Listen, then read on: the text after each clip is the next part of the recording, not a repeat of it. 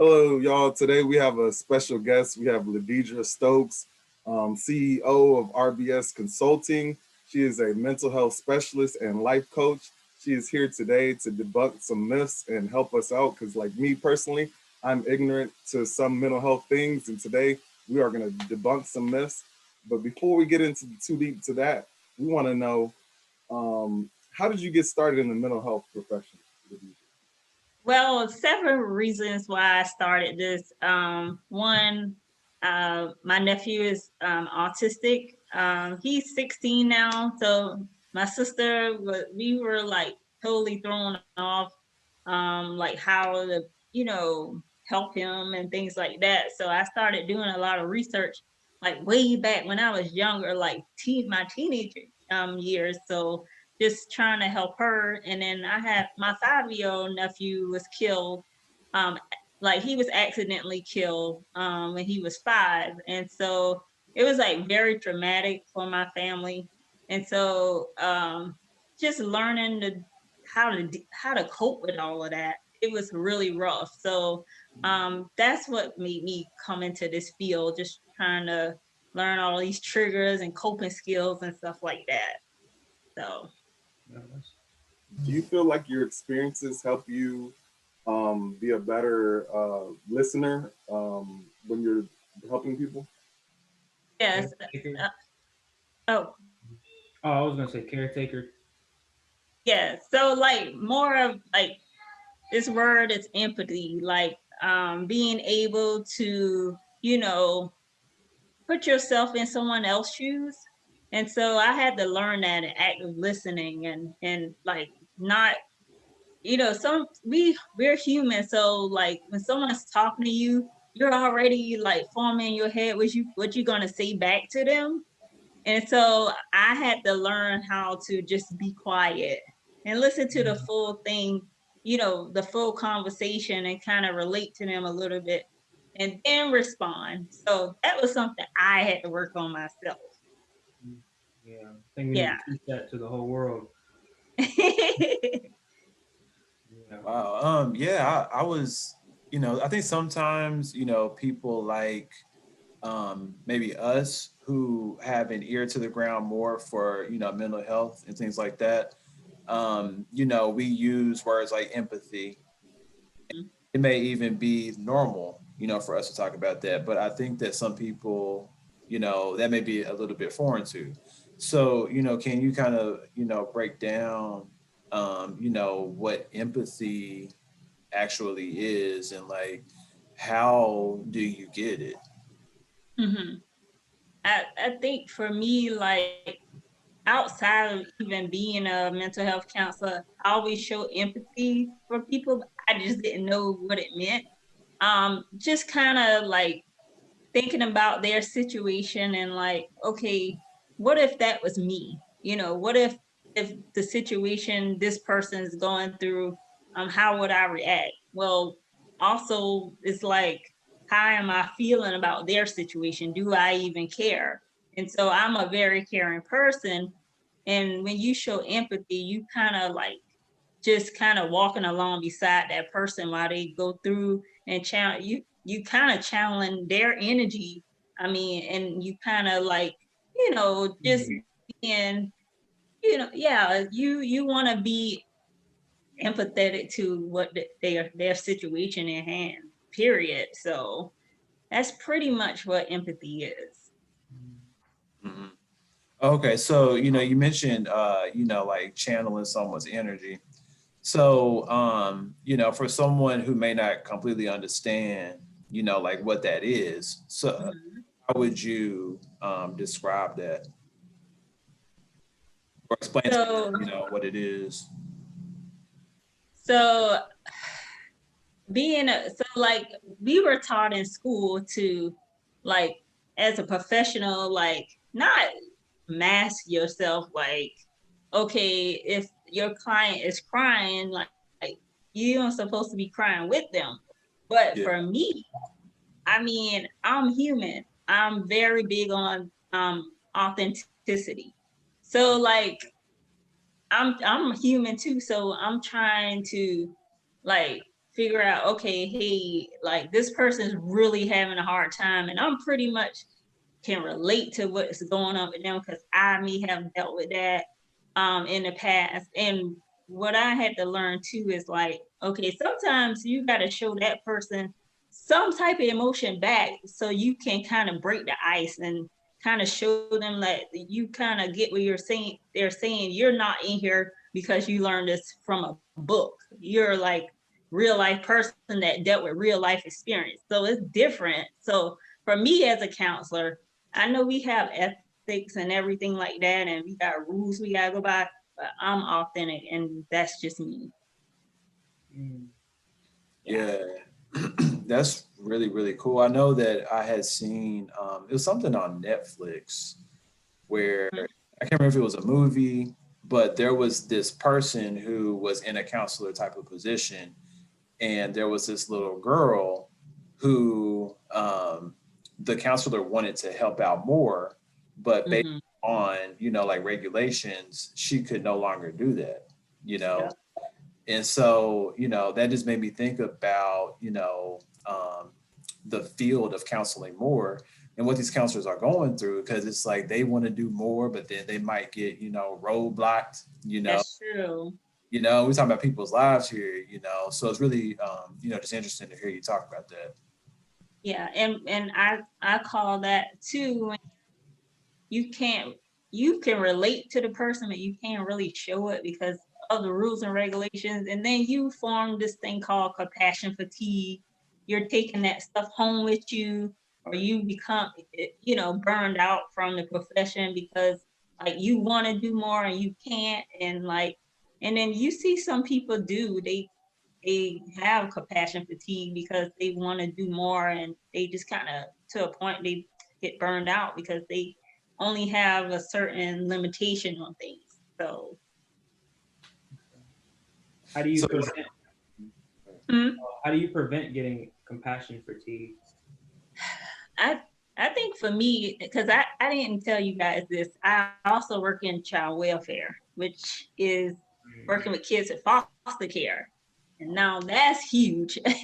So compassion fatigue is like, oh my goodness, when a person like put they all into a profession, and this is my personal definition, and they put their all into a profession, and they kind of like carrying on certain things um, from the client to themselves. So, like for example, one case that stuck with me because I work in foster care, we had 5 kids that were in cages in the woods. This doesn't just happen on Lifetime. This happened in real life. 5 kids in cages in the woods.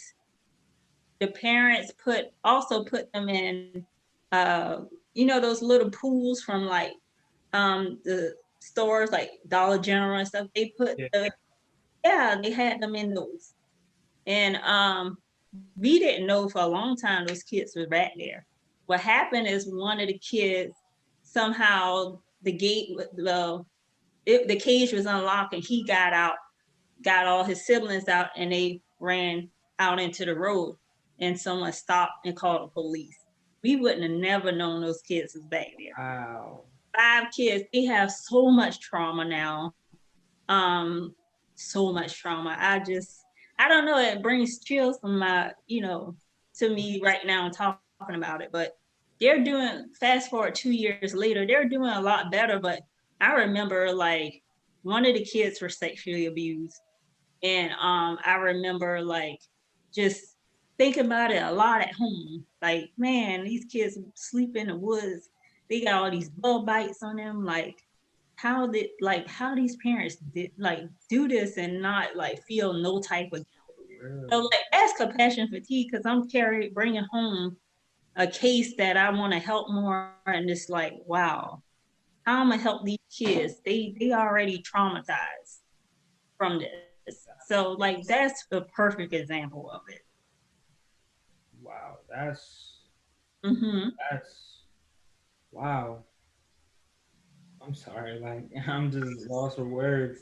Mm-hmm. What yeah. what goes through a parent's head, like to do something like? Drugs. A lot of it drugs. Wow. Human trafficking is big in Florida. Man, you'll be amazed how many teenagers I work with in group homes that have been trafficked, and they just lost 13, 14. They started picking them up at the age of 8 and trafficking them. Girls. They got girls and boys. So like when we finally get them into care, it's hard. Like, cause they run, we gotta find them. They keep running back to their, the person that trafficked them, because that's all they know, until they finally like kind of, you know, get away from it. We put them in, like, have them placed into a facility where they get ongoing counseling, like real hard treatment for it. So Wow. Is that called Stockholm syndrome? Is that what it's called? Or no? you know what? I'm not. I know, like, a lot of them kind of get diagnosed for PTSD, but I don't know. I need to look into that. Wow. How do you decompress after hearing all that, like in a day? Like how do you take that off your mind? Like what do you do for that? It took a lot because I've been doing this since 2008. So what I had to start doing is like, man, um, just kind of having like, to be honest, I had my own counselor that helped me through a lot of this stuff. So like a clinical supervisor, like, to kind of decompress from the situation. So it ended up like where I kind of got some kind of guidance, and then my supervisor was really good. So like we had tough cases like that, and we were emotional. Like she said, come in my office if you want to cry. Wait till you leave the client. Come in, and we all share a tear for that family. So Wow. Yeah, yeah. I was gonna ask, like, well, I guess you answered it. I was gonna ask how you let go of all the stress and frustration from work so that you don't unload it on your own family at home.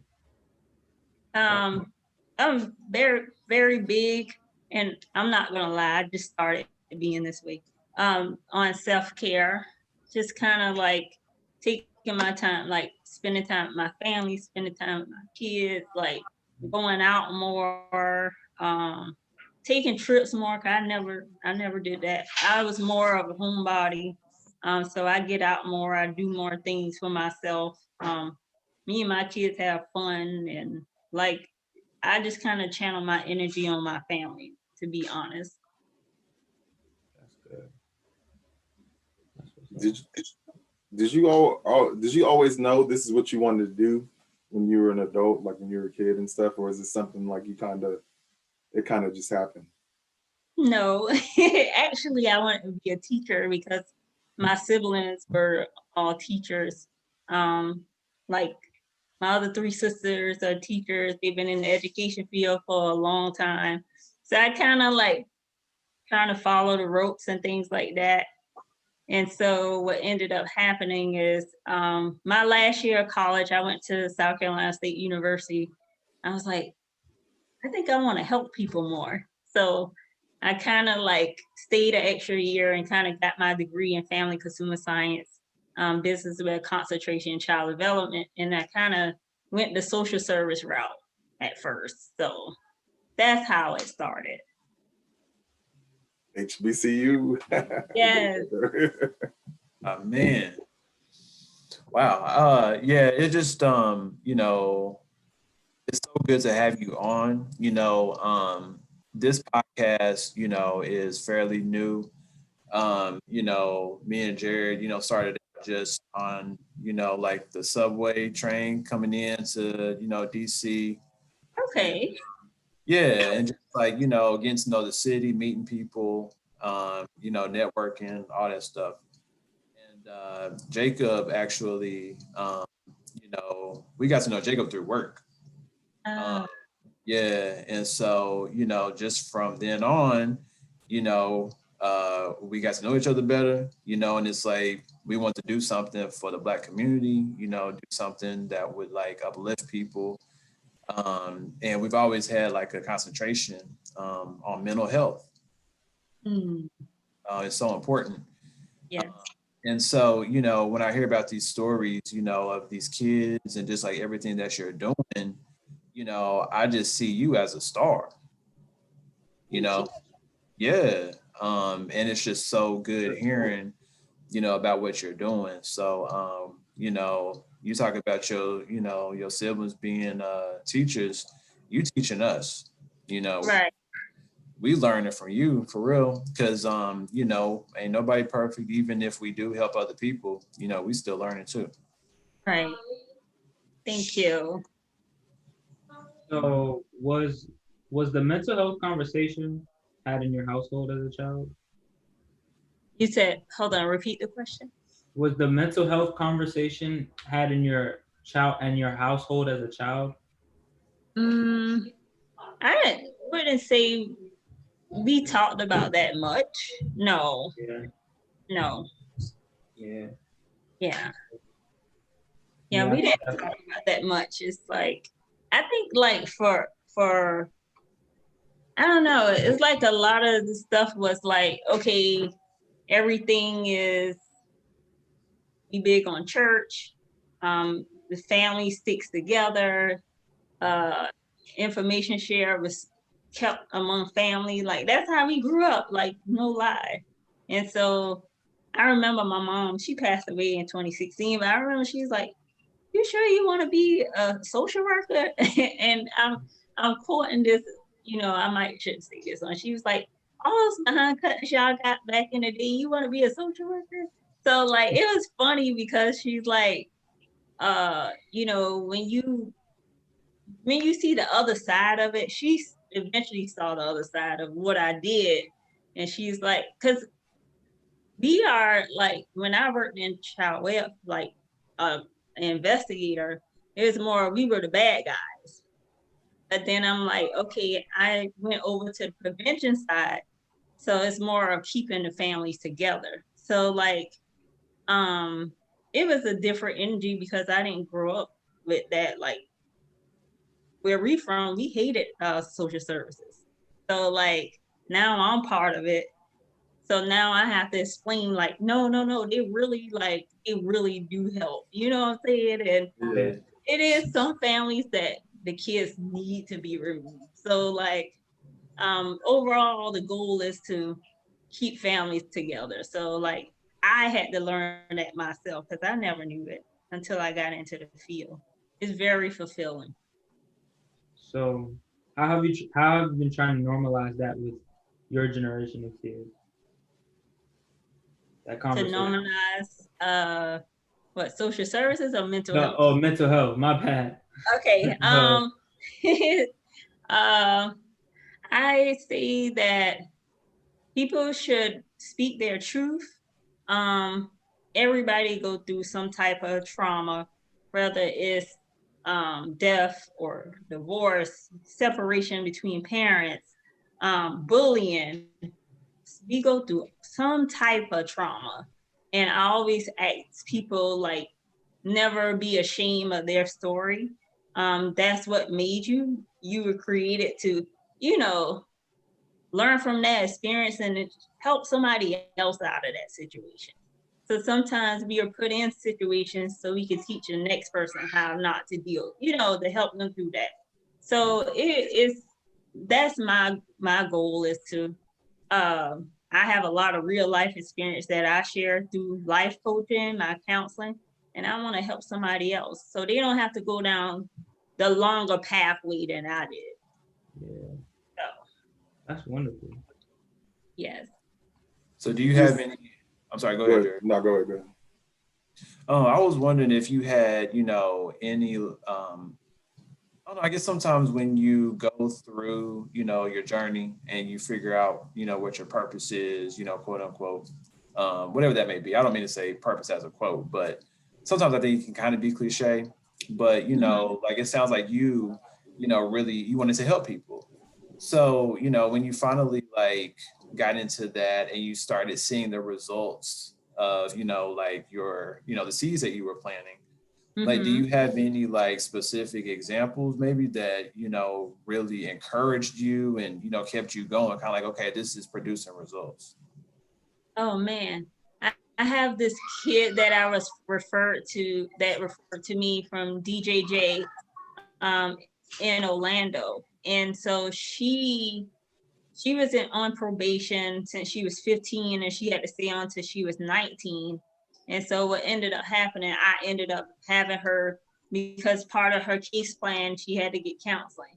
And I remember working with her for a while, and she was like really like stone cold into I just want to get out. I run my house and all that. And then when we started like engaging, I built that rapport with her. I'm like, listen, you about to be 15. Where did your driver's permit? Like, where is your resume? Let's get you into work. Like, let's, trying to turn her life around. Like the streets is not it. Like it's more to life than the streets. So, and I had to share my story with her, which I probably, you know what I'm saying? Like I had to tell her like, hey, I came from a high school where we had like dogs coming in and checking out lockers, and you know what I'm saying? Like we had to go through metal detectors in the morning time. Like that's where I came from. And so I told her, like, listen, you see, like, no, I don't make a whole lot of money in this profession, but it's fulfilling. And so I just started like dropping a lot of nuggets in her. And right now she's I think she's 21, but she reached out to me to do a reference for her. She's now in the nursing field. That's like when she called me, like she keeps in touch with me, even though I was working with her back in 2007. It's 2021. She still keeps in touch with me. So like her life is totally different now. She's in the nursing field. She's doing really well. She's on her own. So like that was none of her plans. That was not her plan at all. So when I see stuff like that, it's like, okay, I gotta keep going. So yeah. Yeah.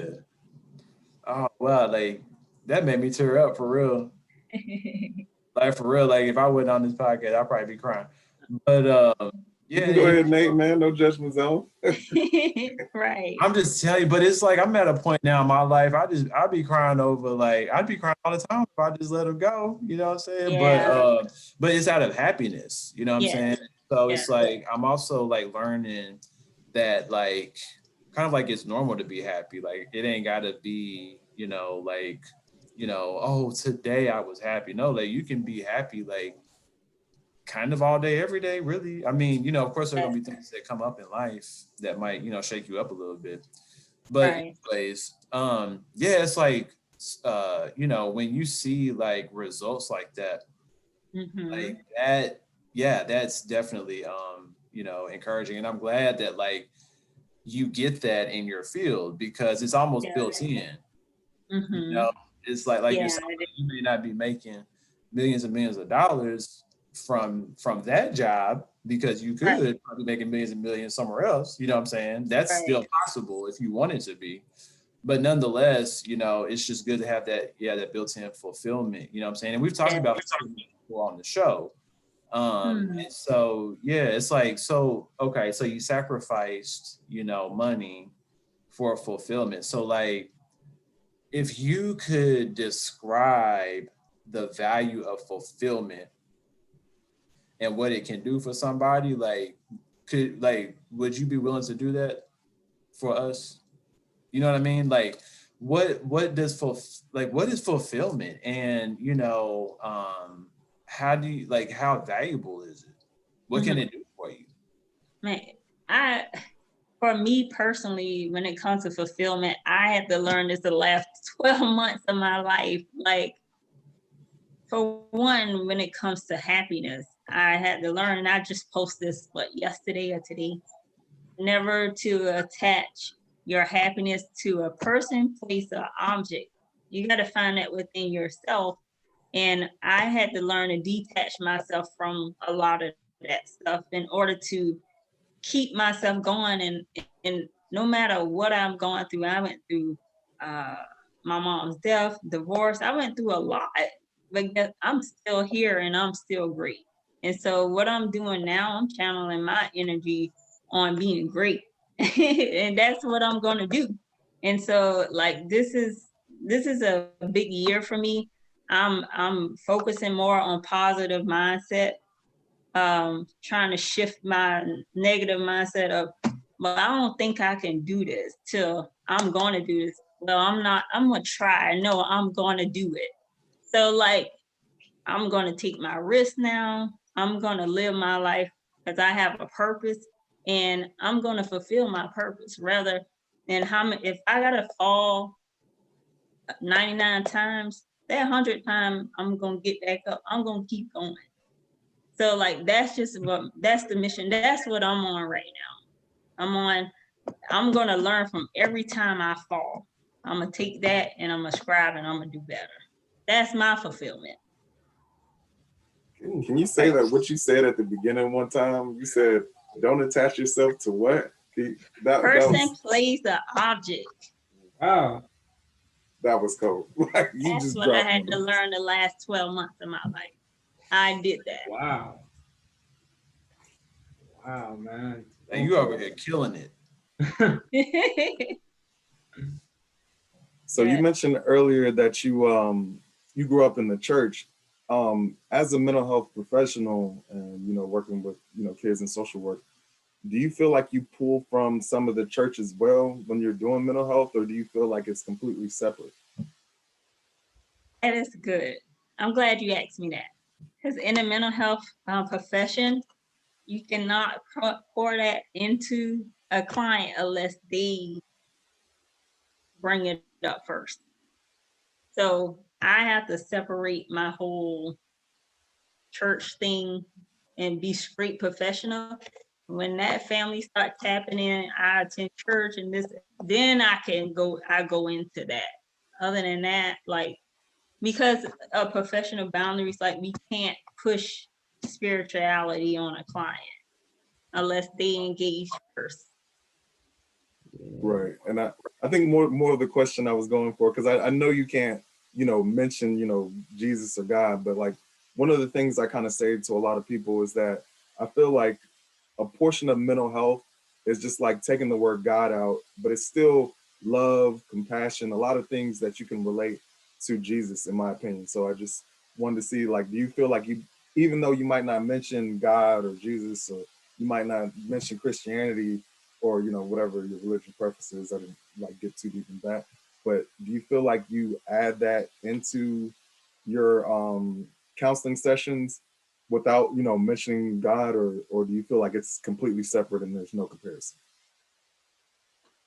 I think like you said, like the whole compassion thing and all of that stuff is tied in to a certain capacity. And you see, like, those character traits, that's huge. You learn a lot of that stuff, and obedience and all of that stuff, and kind of tying it into my counseling sessions. I try, yeah. It's hard because I think it's based on the individual client, like how I tap into things. So I might have to, I don't know. I'm very creative when I get in my sessions. Like how the parent drives the session in the beginning, or the client, or that adult client, and I channel it from there. So it can be on an individual basis. Oh, okay. So, before you have a session with somebody, Mm-hmm. what are some of the things that you go through within yourself? Like, how do you prepare? Man, kind of make sure, like, to be honest, anything that's going on in like my personal life, good or bad, I kind of like try to separate that before I go in. One good thing that I do, like when I get a new client, they kind of give you a history of that person. And I know I'm supposed to go and look through the history, but I'm like, nope, because then I'm judging this person if I see him. So what I do, I look at that the second session. So I'm going in there like, long as it's nothing like violent, like where I'm at harm and danger. Um, I wait till the second session.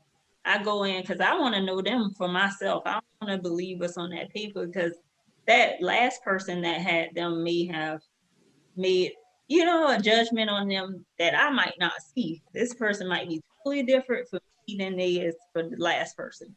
So like, I tried to get to know that person myself and build a rapport with them, tap in their interest. And so I'm into like this thing where I talk about superpowers. Where when I say superpower, I'm like, yeah, you got ADHD, but what's your superpower? And so they look at me like I'm crazy. I'm like, so I'm tapping in their interest of the things they can do well, um, not defining their diagnosis. So I teach them not to define themselves, to attach themselves to their diagnosis. But yeah, you hyperactive. Yeah, you have trouble focusing, but you also creative. You also, yeah, you move around, but you can dance. Yeah, you talk a lot, but you can sing, or you can use that energy. You could turn that into a superpower. So I mean, I try to, and I'm going way left with this question, but I always try to kind of build my rapport with that person and not judge them based off the information I'm giving or their history. That's good. Yeah, no, please go further left. I mean, Good. that's really good information. Honestly, I thought about my daughter, because she talks a lot. You use that energy, that the way she talks a lot. Use that. Mhm. Use that. Yeah, yeah, and she had mentioned something about a superpower before, I think. Uh-huh. I was like, wait a minute, what's going on here? Like, you think for real? I was like, you know what I'm saying? You ain't Shira. You ain't Shira. But I was just like, with us, I was like, that come from the Holy Spirit. Like, whatever power you got from the Holy Spirit. Mm-hmm. And like, I want her to know that. Yep. So that, and I think like, because sometimes she'll kind of like tap me to see like what I'm gonna say. You know what I mean? Just kind of like, okay, I'll talk about my superpower, see what Dad thinks about that. I'm kind of like, it's the Holy Spirit, right? And she's like, okay, cool.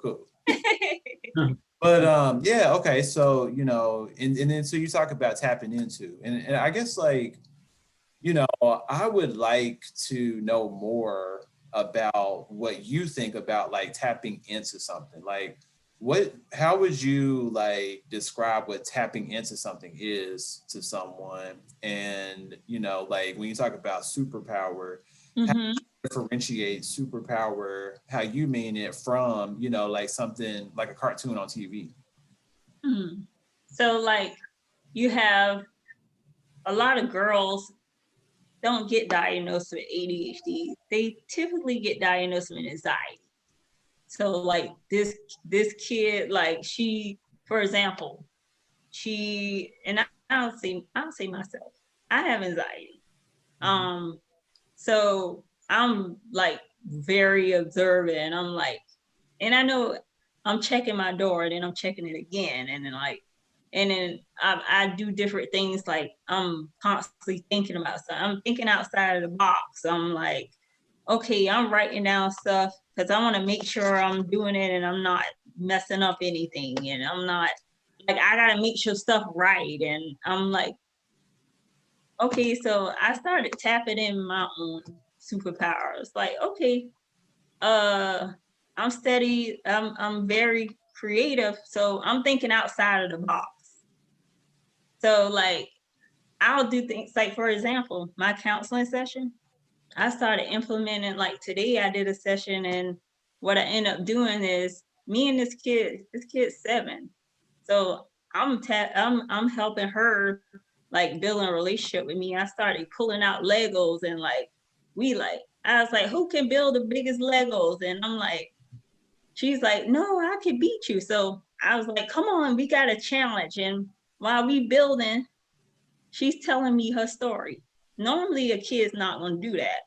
But what I did is ask her parent in the beginning before I even started with her, what does she like, what she dislike. I know she like Legos. So with me having anxiety, my whole thing is I want to make sure something right. I want to, like, I'm all over the place. I'm being honest. I can multitask. I got like 10 things up on, like right now we on here. I have like 10 things up on my screen, and I'm working it. I'm doing all, because I gotta make sure it's right. It's line up, and I'm doing this first, and I'm doing this second. What I'm learning is I'm tapping into my superpower by using my creativity to kind of build upon the struggle I have with anxiety. Wow. So I'm using a lot of my energy to be the best me. Pretty much that's what a superpower is. I'm creative, I'm fun. Like, me and my kids do TikToks all the time. It might not go on the screen, it might not be posted, but I'm doing it. Friday nights, like me and my kids have, like, we have a party every Friday that they know after school is 7, 8 o'clock. We got on Alexa, turn on. And my son got a lot of energy. So we dancing, they showing me the new dances. I'm trying to learn it. So I'm like using a lot of my energy of, oh, I'm overthinking things. I'm like, man, I should have did this earlier. I'm channeling that energy somewhere else. And that's what I had to learn. And that's what I said about superpower. You need to tap in your daughter's creative side. She talks a lot. Put her on a mic. Get her a microphone. Y'all do karaoke on Fridays. You know, Yeah. Tuesday nights, or counseling piece. I can tell you, family meetings. I know a lot of people don't do that, so I call them huddles. On Tuesday night, Wednesday night, we do the huddles. She talk a lot. Let her be the facilitator. Right. Her superpower. Let her run the meeting. She talks a lot. Let her run the meeting. That's smart. Yeah. Isn't it? That is such a good idea. Let her run the meeting. That's gold. Yeah. That is. Oh man, we need some Jill Scott living my because like, well, when I learn something like that, and then like I apply it and I see what happens, so I'll be like, oh. Because I bet your daughter she's a leader, right? You got to get on her. Oh my gosh. Because she thinks she's in charge. Let her come up with it. Let her come up with in charge? Yeah, let her come up with a list of things to talk about. That's what you do. I'm sorry, go ahead. No, I said that's what you do. You let her come up with all of the items and let her run the meeting. Okay. I would do it. I would do it. But I think like for me and probably for, like a lot of people too, like it sounds so simple when you think about it. Yeah. Yeah. So why are you shaking your head? Because it's a learning process and it takes time. Because if that's not part of your routine every day, just do it once a month right now. And then pick up on it next month, do 2. And then kind of, implement it into your schedule by the week. You're not going to do anything overnight. Change doesn't happen overnight. So you kind of plant the seed, and the focus is not just completing a goal, it's the progress through the goal. Like how much do you progress? Like progression is great. Like, just her writing the agenda. Y'all might not do it to 2 weeks from now, but y'all made some type of progress. So it takes time. Yeah. Since we're on the topic of kids, I wanted to ask you a quick question. We have this back and forth debate about spanking kids. I'm the residential, I don't think you should spank kids. There's guys, they think you should. Since you're a parent and you also work in social services, what is your how do you feel about spanking kids? Oh gosh, I raised up with that. I mean, that's what I said earlier. My mama was like, "You could be a social worker," and yeah. But of course, we was raised and we got spankings, and they ain't call it spankings. I'm gonna be honest. You got your behind cut. I'm just real on here. You got your behind cut, but it wasn't for it wasn't abuse, it was discipline. And now like I had to look at it different.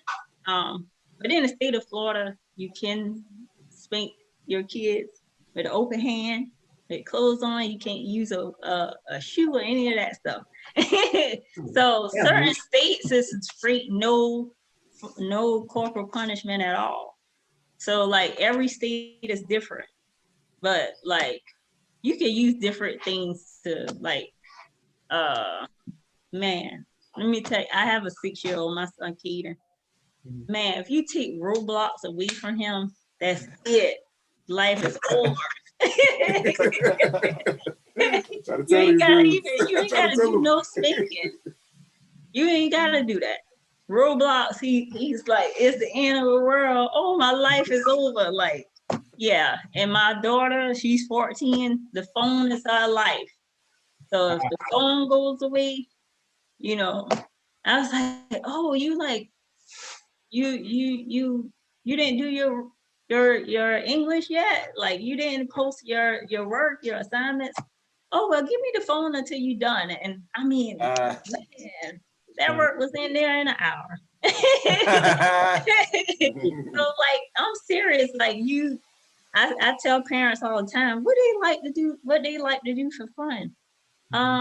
They like playing the game. Oh, well, take it from them for 24 hours.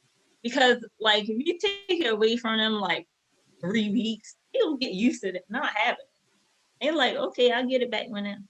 But if you do 24 hours, so you like, okay, you do your homework and stuff, maybe you can earn the time back. And then if they don't, and then you look at that clock and it's like, if it's 6:00 p.m. when you take that game, give it back to them the next day at 6:00. Now, but if they don't do it, they get another 24 hours, right? So when you start doing it like that, it's measurable. But parents like, that doesn't work. I'm gonna take it for like a month.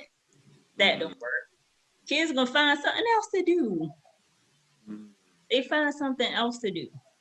So yeah, that mean the world to them, but you take it from them a month, they already know it's gone. So let me find something else to do. But if you take it from them 24 hours and give them the option to earn it back, they're gonna work harder for that 24 hours than that three weeks. If you get what I mean. Yeah. I get Yeah. Got you. So yeah. I have a question. If you could give our audience 3 to 5 of your top mental health and self-care tips, what would it be? Man, you said 3 to 5. Mm-hmm. My first one is be authentic. Like be yourself at all times. I don't care what room you go in. Be yourself.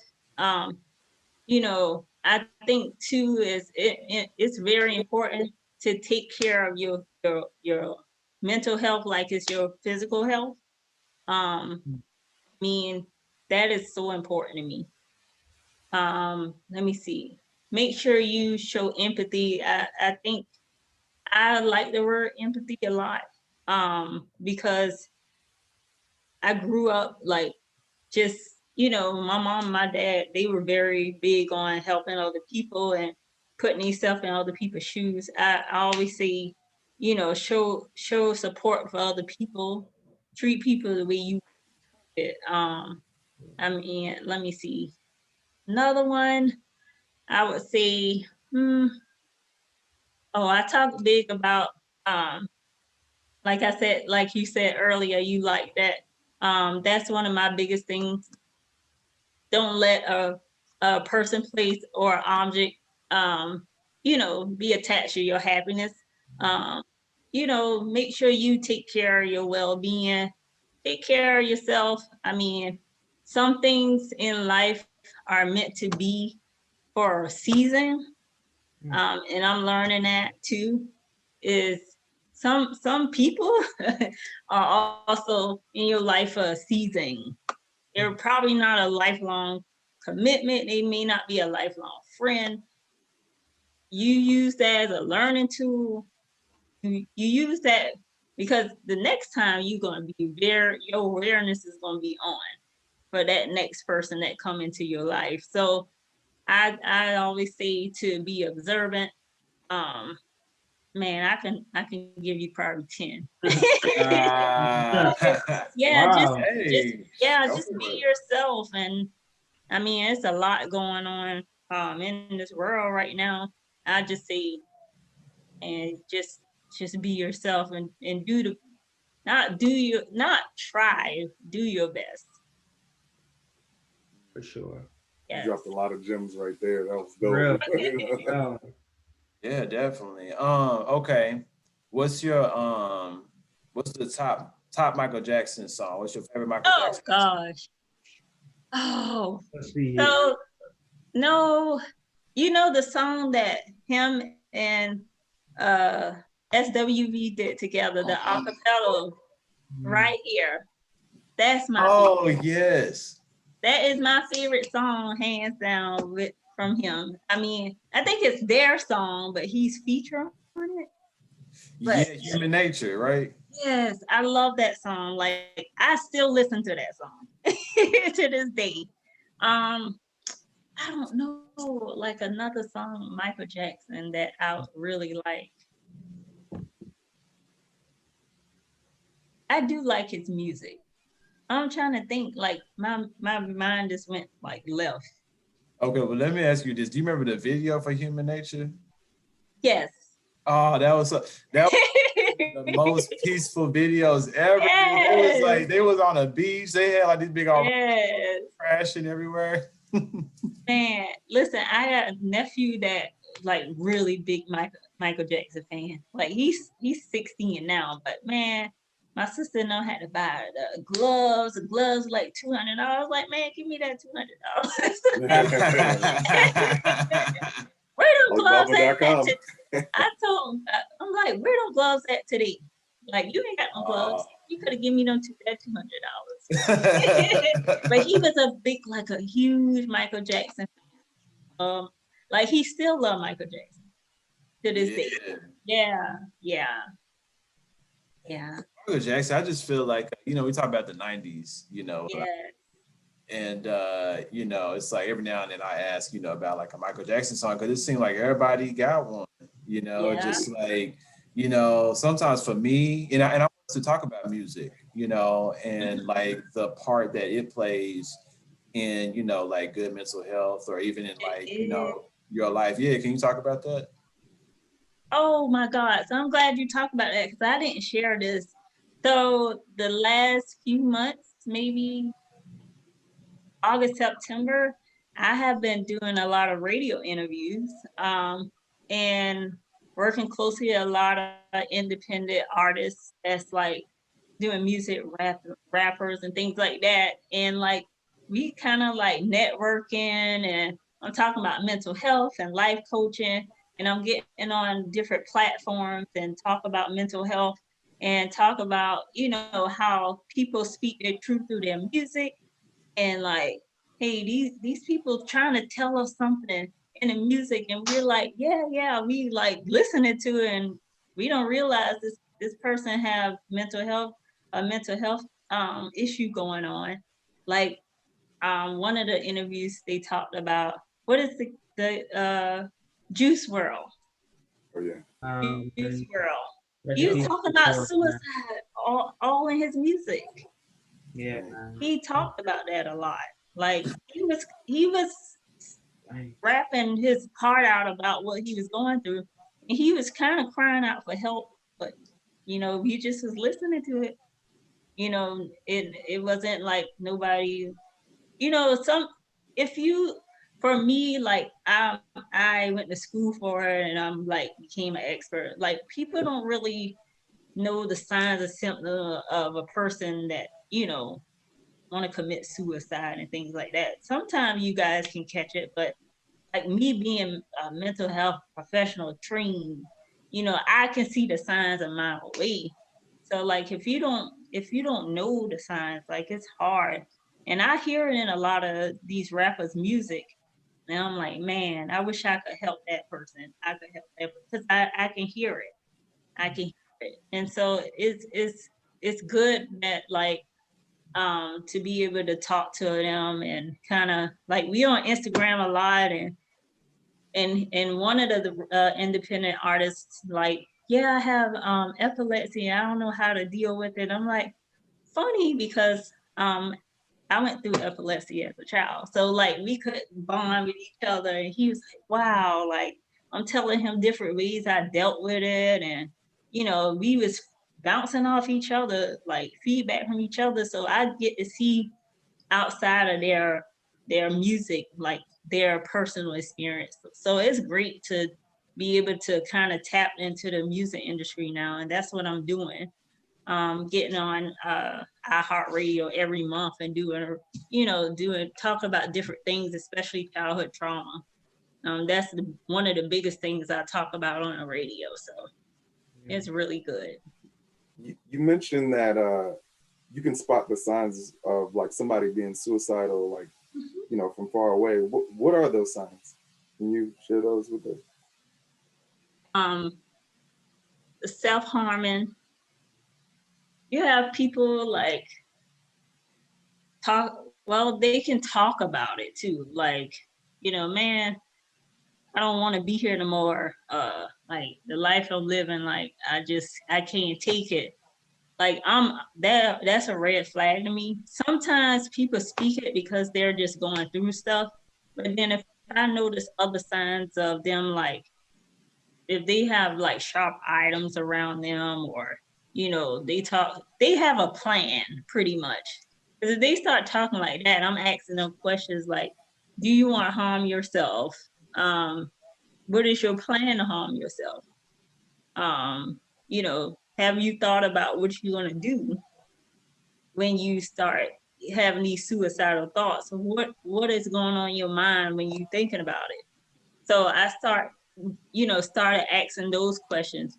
And I noticed like a lot of our teenagers are like being Baker at in the state of Florida.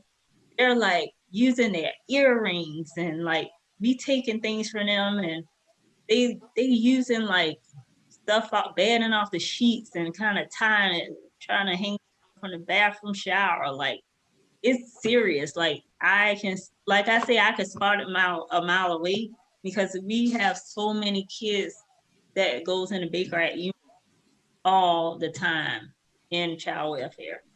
So like it's really hard. And sometimes people get to a point where they like, man, this is a lot. I'm going through so much. I just don't want to be here anymore. And it's really, and especially now with this pandemic and people losing their jobs and their finances, and you got people like it's a lot. So like I just kind of keep my awareness up, and I'm also like getting my counseling too. Like a counselor always have them a counselor. I got my clinical supervisor that bounce off things with me when I'm going through stuff. So I mean, it's tough now. Yeah. Right. You mentioned rappers, and their music saying stuff. If we go back to like Tupac and Biggie, would you say that they were trying to tell us stuff with the Ready to Dies and XYZ? Oh man, it was like you listen to their music. I'm like, man, like, did they know they was about to leave from here? Like, have you guys thought of that too? Like from their music, like Ready to Die, Born to Die, like, I don't know. It's like that stuff was like their music is like, man, like, do they like Tupac, for example? Do you know he was about to leave from here? Like, that's the thing I think of when I think about him. Like, man, some of his music to Live and Die in LA, all of this stuff is like, man, I mean, when you listen to his music, it's really deep. And then he starts singing stuff that's happening now. if you guys pay attention, listen to Tupac's album, he talks about things that's occurring now. But now that was back in the day when he said that. You know, it's like he was preparing us for what's going on right now. Yeah, things have a Yeah. way of looping themselves. Yeah, it's deep. It is. This is really deep. Yeah. Yeah. Yeah, So, the whole you know, I guess profit label, you know, it seems like, you know, honestly that comes to mind, you know, when somebody who is like kind of like speaking outside of their like time frame. A Tupac, you know. I guess go, did somebody say something? no. Oh, okay, probably Satan. Um Yeah, it's like Jared and I, like we'll have conversations. Like one time we was arguing about something, and the phone cut off, and so I was like, "Yeah, it's probably the Lord just telling me to shut up," you know. And so then like we ended up, you know, getting connected again, and then you know he was like, "What happened?" I was like, "I don't know." And then he said, "Yeah, probably Satan," you know, like trying to keep us, you know, like from talking about this. And Right. so, you know, I have the mindset where I have a tendency to do that, like see, you know, God and stuff, or like sometimes I guess like I don't always see Satan for real. And so when it comes to music, you know, sometimes I have kind of like this flowery image, you know, it's like, oh, all music's about love, you know. That's kind of like how I'll listen to it. And like the things that I hear, I'll listen for love. And Right. sometimes it's like I don't necessarily listen for like signs that this person is going through something in their life, you know. So like how do you like attune your ear to that? Like how do you tune your ear to be able to like really hear things like that? You know what I mean? So I don't know. It's like I started because I have younger kids and they're like big on YouTube and listening to a lot of different music I don't listen to because like I like lyrics music. I like people like Jay-Z and Common and like those type. I listen to that type of music. Deep. I listen to that type of music. Here we So are. now you have people like man, what are some of the little Mumble rappers. the baby, young Yeah. boy, all of them? I'm like, okay, I need to listen to this because it's my kids listening to this. And I'm like, Okay. yeah, so I'm aware now because they listening to that. And like one of the interviews I was on, and he's like, "Who's your favorite rapper now?" And I'm like, I don't know. And I was like, well, you know, my son like Young Boy, NBA Young Boy. So I'm like, okay, I try to listen to him and see what his, you know, what was going through his mind a lot because I'm like, okay, Young Boy talk about guns a lot. I'm like, so Yeah, it's different. I don't know. It's like the music is totally different. Like it is.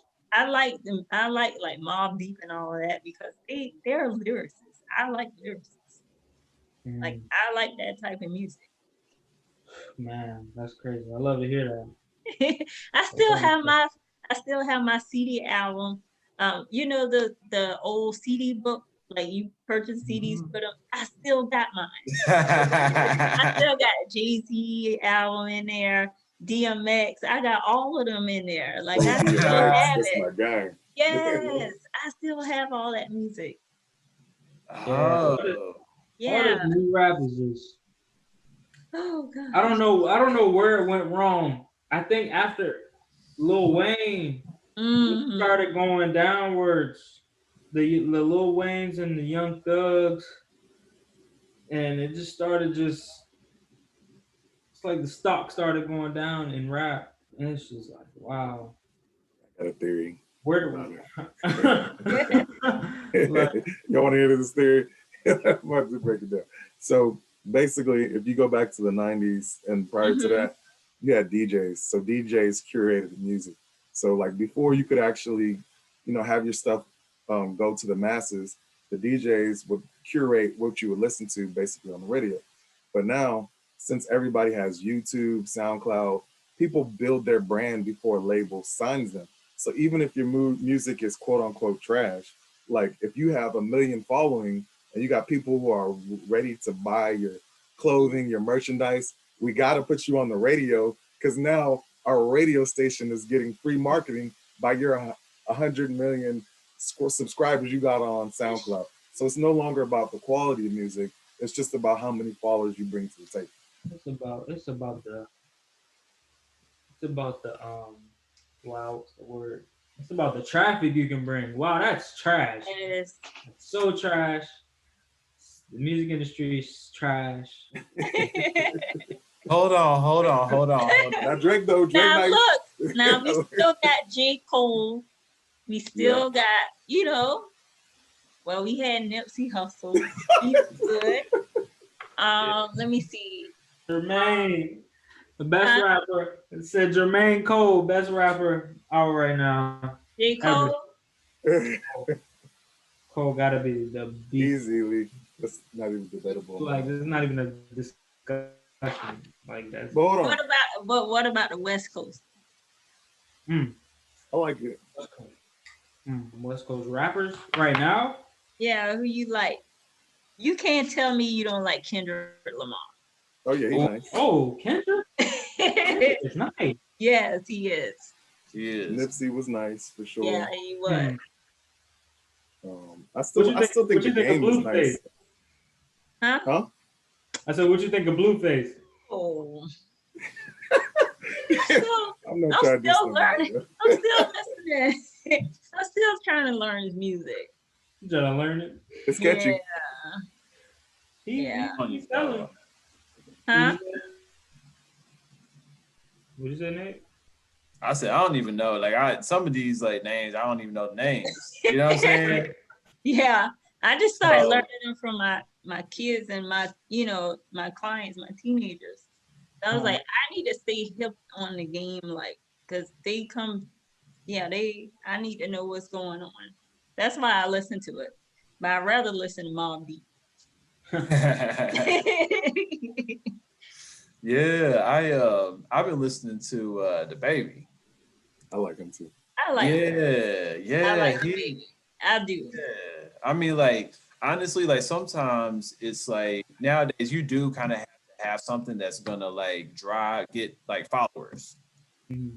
If you don't, it's just gonna, I don't know. It's like nobody's gonna hear you, I guess, as quickly, I guess you could say, So, he was able to like get followers based on, his name, like even his name alone, because he used to be the Baby Jesus. Yeah. Oh. And so then I know like at least one time he like wore a diaper or something like that, and that got a lot of attention, And so it's like he had a plan, like a vision in mind with where he wanted to go, and he knew how he was going to get there. And listen to his music, it's like he's got a lot of guts. You know what I mean? I feel like he is able to express himself, who he is, like his downsides, his upsides, like his experiences in a way that's like catchy and fun, and the way that he uses his voice, he knows what he's doing and he's got like behind it, And so I've been like listening to, artists more in that kind of way, just kind of like, okay, what are their lyrics? Do they have like good like rhythm? Their rhythm. Where do they get their rhythm from? Rhythm. Who else? Huh? I said, good question. Do they have rhythm? You know what I'm saying? Baby. Do they have rhythm? And some there's one rapper who's a rapper from Louisville, the white guy. Oh, Jack Harlow. Yeah, Jack Harlow. So Jack Harlow is from Louisville, and Kentucky, and so I lived there for quite some time, and so I was like, all right, let me check him out. And he's pretty cool. I mean, like the way that he flows, you can tell that he's at least studied, people. Okay. And I don't know if he lived the lifestyle of like maybe, the rappers that he would be looking up to when he was little. Mm. He was around, like some people who knew about them, know about them personally. And so, like he puts that in his music, and I'm like, okay, I can listen to him. So there are some very, good rappers out there. I'll say that. I think that they're just different, from when like rappers started. You know, Yeah, it is different. yeah, because people like Common, Common will teach you something in his song. Man. Talib Kweli. Real. Oh, Who? Talib Kweli. yes, Most Def. yes. Most Def. Nas. Yep. Yeah, Nas. Man, Nas, like he was just a whole era. And then you talked about Jay-Z earlier, and it's like you had both of them coming out of New York. Yep. And they were both different, but both like doing a really good job. It was just like that was a fun time, I would say, Yeah. when they were like at the top of their game. Y'all know like what was hurtful, like being in the mental health field, like everything that happened to Kanye West. I'm like, man, that first album was so dope. Then like after his mom died, it's like, man, his life went downhill. Like I'm like, man. Yeah, I just I don't know. I personally feel bad for him. Yeah. Like he didn't deal with his mom, like he didn't cope well with it. It's like, man, and the way she died, and it just kind of threw his whole life off. So, man. So with that, would you ever think about expanding to adults if you don't already? Oh, I work with adults now. Oh, that's what's up. Hmm. Yeah. I have a contract as a therapist, and I do outpatient mental health therapy. I didn't talk about that, right? Yeah, I do that too. So I have a few adult clients. Yeah. Okay, so you're dealing with adults and you talking about obedience. So I was talking about this the other day with somebody, just about how like we as adults can be hard headed. We don't want to change. Matter of fact, I was talking with my sister Jacqueline about this earlier today. It's like sometimes, especially with the type of old people that like we grew up with, who were very, like you said, church, so it's like, I don't want to say rigid, but they were very particular because they have been doing the same thing over and over and over again for most of their life, you know. So how do you like what's like I guess what I'm trying to say is what has been your experience with like teaching obedience in general? And then what has the difference been between teaching that type of principle to kids as compared to adults? Man, that's a hard one. Um, I think like the adults that I get, they're like in their 20s and 30s. So like to to be honest, are you talking about elderly or are you talking about like our age or like Oh, okay, like what is yeah.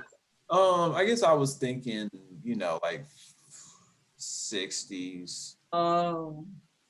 maybe like, 50s, 60s, where, that's when adults get to the point to where they like, they can't listen to nobody, like under 30, like, oh, you my kids age. I'm just like, no, I'm older than your kids. I look young, but I'm not. And so, they don't want to listen to nothing. And they just gonna ride out the rest of their life being the same way. And so, and I can't say that that's been my experience, like with most adults, but I just remember growing up, and my father, oh my gosh, you talk about stubborn. Nice too. Woo, and in many ways, me too, I definitely have had very stubborn moments in my life, and I still do sometimes. There's over there laughing, and Jacob. Okay, all right, that's cool. We'll talk offline. Let's water it down a little bit just for the camera. My God.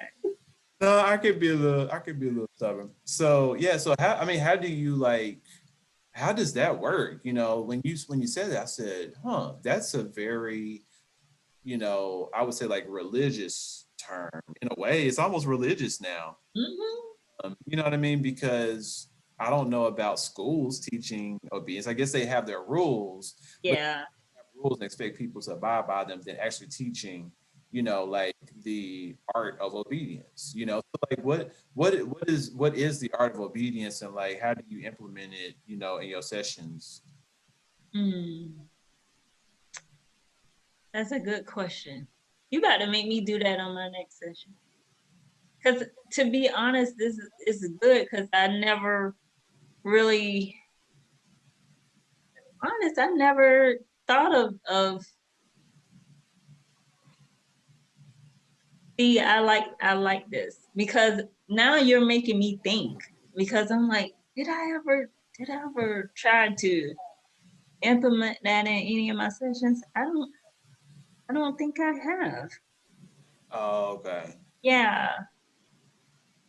Hey. So, huh? I said, hey. Pat on the back.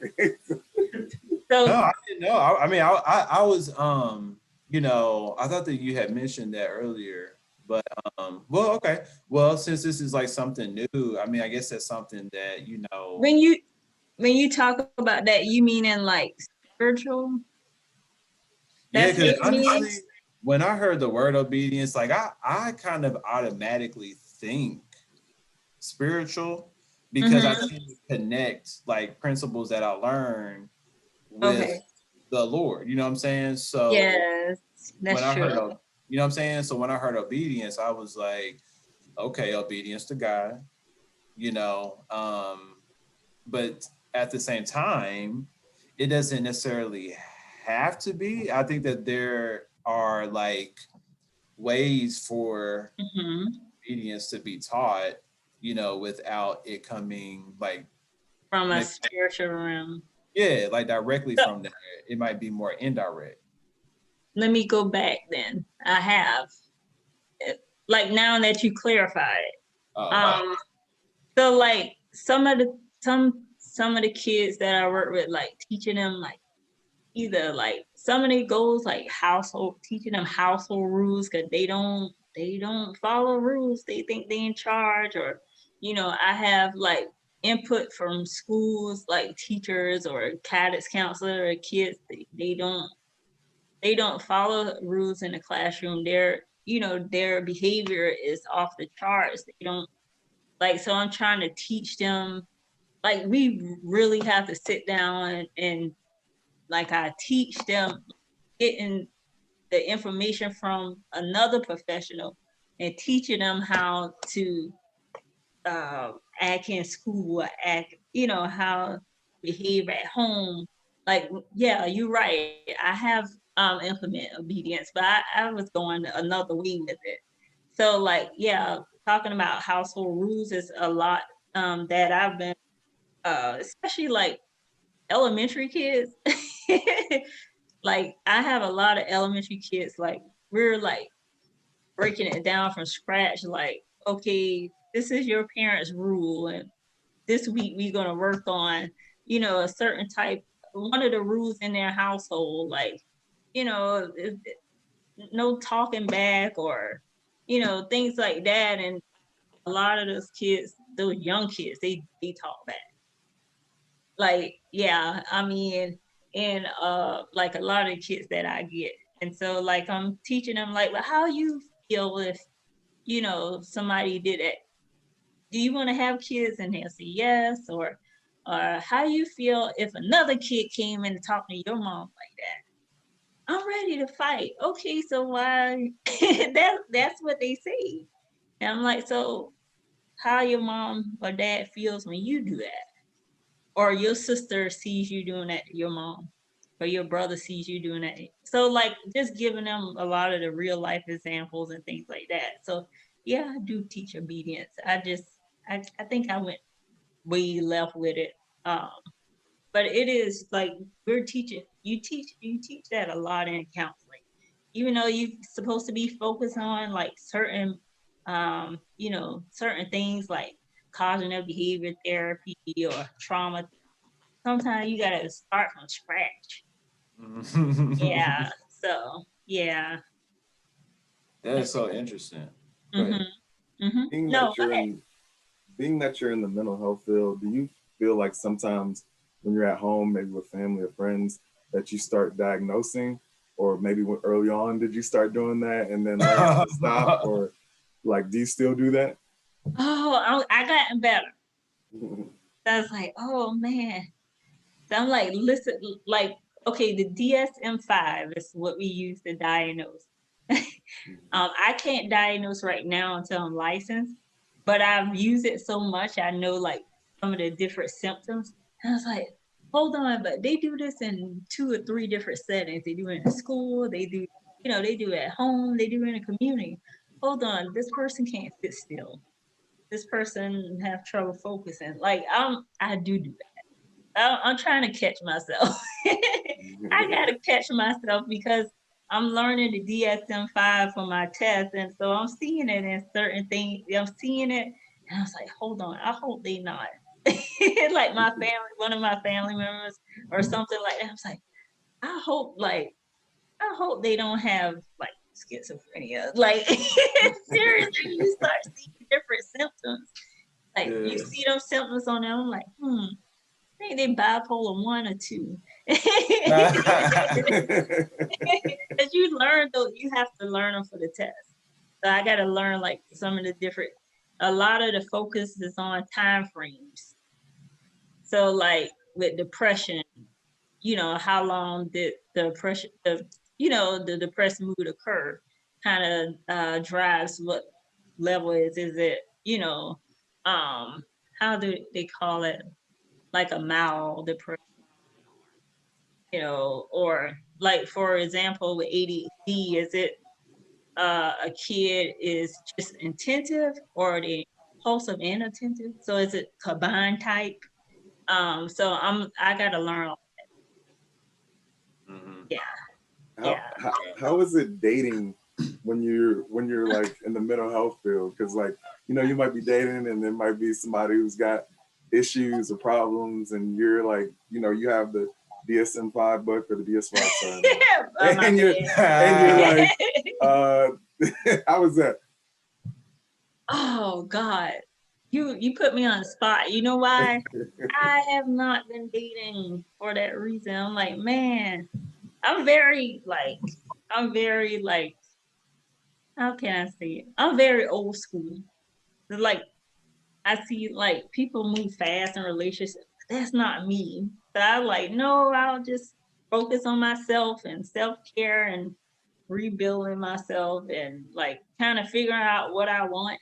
And another thing too is I had to learn is like I don't necessarily hold high standards, but like I kind of like now I'm learning like, okay, I see red flags early. I'm like, nope, I'm not dealing with that person because like I can't like once you kind of get familiar of what's good and what's bad for you, you start doing that check off list in your mind like, I see it right now and I'm cutting it off right now. And so I think that's why I haven't been dating. So just for right now, I need to focus on myself first. Don't give up. I'm the don't give up guy. So don't give up. Like it worked out for me. I'll be getting married later this year, Yay! and Yes, sir. my guy Nate down there will probably be getting married soon too. I was formerly divorced as you as well. Um, it happens. It's still there. Keep hope alive. Keep trying. Don't give up. That's Phew. Yeah. It's crazy because me and my ex-husband we're still like friends to this day. So yeah, we are. Like so and to go off topic, like co-parenting is like something I had to learn. Oh my God. Yeah. So it's better. It's good though. Yeah. Because I had to learn to put the kids first, no matter what's the situation. Yeah. Ooh, we can get into that for a few minutes. That's what I was thinking. It's like, yeah, there's so much to talk about, Mhm. and to have someone like you who not only has these people coming into like your space with like these things for you to help them with, you also have like your personal experiences Mhm. like that you're willing to share, Yeah. like that's really valuable, so we just eating all this up, for real. It's like I'm divorced, and dating, about to be married, and my wife or my ex is like, and that's the thing, it's like she's so like much a priority in my life. Mhm. It's like I hold her in such high regard, you know what I'm saying? So I was talking, with my girlfriend just about all the women in my life and how, like I want to treat them well. I'm just like, whether it be, like my mama, my daughter, my sisters, everybody, you know. Right. And she was included, like my ex. And so I just think, yeah, it's like it's really good to hear other instances, like where people are trying to make it work and stuff, Mhm. because it's not something that you talk about all the time with people.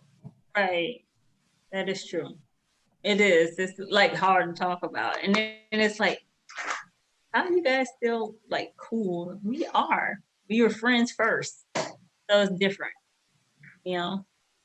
And my kids see us getting along, so it works. And my kids' grades are still great. They do well. Their social interaction is still well because they see us working together. Um, if they see us working together, they know like, okay, it is different because we different houses, but overall, like we still a team. So Yeah, yeah, yeah, that's what it's about for real. yeah. Mhm. Yeah, But we're definitely. I had to So, learn that though. That was Right, different process. because like growing up, like my family didn't believe in divorce, so I didn't know what that was like, you know. So it was different. I had to learn that on my own. Right. Yeah, yeah. Divorce was a big no no where I was from. It didn't matter what was Uh, going on. that's true. You stick it out. Yeah. Yeah, no matter what, like literally no matter what. It's like, No man. Yeah. whew. Oh my gosh. we're definitely gonna have to have a part two to this episode because there's so much more I gotta ask them questions. I could keep this going to like 1 a.m, but I I'm not. know. I'm not gonna hold anybody hostage, but I do want you to tell us more about your business, and we want to show your website, highlight that, and we're gonna have to. I know you got a busy schedule, but we're definitely gonna have to get a second one on this. Well, For I'll sure. be ready for Nice. it. Nice. Yeah. So my business RBS counseling educational coaching, what I do is go into homes or they come into my office or like just a location that's comfortable for the kid. I also do telehealth, so I do some of my sessions via Zoom or DoxyMe, like those sites. When of course the pandemic hit, we had to do a lot of teletherapy and things like that. But with life coaching, I do a lot of Zooms and Google Duo, whatever works for the client. And I provide life coaching, basically life skills to kids and teenagers, like dealing with different things like divorce or parent-child relationships. So you got, sibling rivalries and things like that. So I kind of help them through it. And sometimes, you know, kids have issues at home and at school, and it's kind of affecting the grades and things like that. So sometimes, you know, these kids have IEPs because they're failing, and like they have an IEP and then placed into a special class where all along they dealing with trauma. That's the only reason why they. So like that's the thing I'm working on now, and like consulting with different schools. And so like if you look on my page, like I have one-on-one life coaching sessions that I do. I also do we had a summer bridge program you know, in the past where my sisters is all educators, so they did this bridging program to kind of bridge the gap with education during the summer. Reaching Beyond Self, we did a lot of teen nights where we get the kids together and we talk about different things like confidence and things like that. And then we do meal preference. So we all got on teams, like if it's 15 teenagers, we kind of group each other in threes, and like they do the dessert, they do like, you know, one entree. So like we had a lot of fun with that and do a lot of crafting. And then like group sessions I would do with the kids. Which I really like group sessions, but I haven't had them since you know, COVID. And my teen nights is my favorite. I'm not gonna lie, especially the meal prepping when it's time to cook, and like they kind of in competition, like who meal taste like which one tastes better. So I miss those days, and I think COVID has kind of impacted that. But you have my mission on there. You know, we offer, you know, pretty much is to enhance the academic success and life skills for kids, and just kind of bridge the gap in education, you know, with life experiences, and how kids can be very innovative and kind of tapping, like I said, tapping into those superpowers for those kids, and, you know, holding them accountable for their own potential. And I talk about that a lot. Like I'm holding you accountable for your potential, and I want them to build off of that and kind of, you know, take their own steps in life to kind of be, uh, you know, successful. Because I can't be successful for them. So you know, just giving them, making them accountable. So this is all of the services I have. We do homework tips. We have kids that deal with test anxiety. I was one of them kids, so I'm big on that. You know, you talk about bullying and cyberbullying, divorce, separation, anger management is huge. Time management and organizational skills. I get a lot of those kids because they struggle with turning in their work, especially now with COVID, trying to keep up with virtual learning and making sure those things the pictures taken and uploaded. That's a struggle right now. Managing emotions, you got kids dealing with a lot of anxiety, not being able to, you know, have an interaction with kids, with their own social peers because of COVID. So it's a lot, you know, we're doing to kind of build those gaps in those relationships. And you said you do you do it over phone as well, like you can do a counseling session. Okay, cool. Can you go back to the home, because I think you say you do kids ones. I think I'm gonna have one for my oldest daughter. If you go to home real quick. Go to home. Well, yeah. Or was it home, or was the other one? What, the services? No, it was like on the first page, I thought, and it was like. Oh no, I was like right here. That one, right yeah, okay. here. Yeah, kids, life, and education. Oh, 1 hour. Okay, cool. Yeah. Yeah, and now because of COVID, like I've been offering free 15-minute sessions to kids and parents, if like for free, if they want it every week right now during the COVID, because kids are like dealing with anxiousness and depressed mood, being stuck in the house. So that's something I'm offering now for kids. If it's totally free in my free service, kids that's struggling in school or at home due to COVID. Nice. Black owned businesses, man.